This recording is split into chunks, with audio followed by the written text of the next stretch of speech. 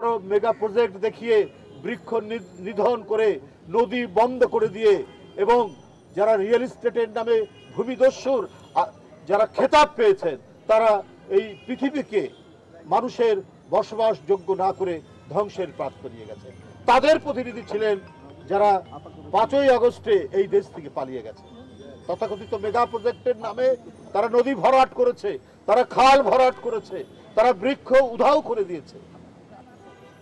কারণ স্বৈরাচার যখন আসে সেই স্বৈরাচারের দ্বারা কখনোই আপনার মানুষের মঙ্গলের জন্য কোনো ভালো কাজ হতে পারে এটা কেউ বিশ্বাস করতে পারে না। আজকে এই বিশ্ববিদ্যালয়ের উন্মুক্ত প্রাঙ্গণে দাঁড়িয়ে আজকে কথা বলছি, এই যে কত আনন্দের, এটা যে কত উল্লাসের, কত উচ্ছ্বাসের, এটা বলার অপেক্ষা রাখে না। আজকে যারা পলাতক, যারা মানুষের সম্পদ, মানুষের টাকা যারা পাচার করেছে, যারা গোটা দেশকেই একটা হুন্ডি অর্থনীতির চক্রের মধ্যে যারা বেঁধে ফেলেছিল, তাদের যেন আবার পুনরুত্থান না ঘটে। গণতান্ত্রিক শক্তির সমস্ত আলোচনা সমালোচনা পরস্পর থাকলেও একটা ন্যূনতম ঐক্য থাকতে হবে।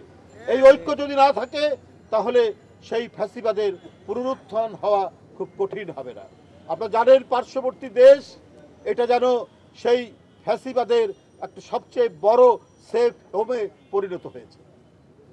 দিল্লি যেন এখন একটি সেই ফ্যাসিবাদের কেন্দ্রীয় কার্যালয়ে পরিণত হয়েছে। সুতরাং তারা বসে নেই, তারা নানা কায়দায় নানাভাবে তারা তাদের চক্রান্ত ষড়যন্ত্র অব্যাহত রেখেছে। সুতরাং এটাকে আমাদের সম্মিলিতভাবে মোকাবিলা করতে হবে।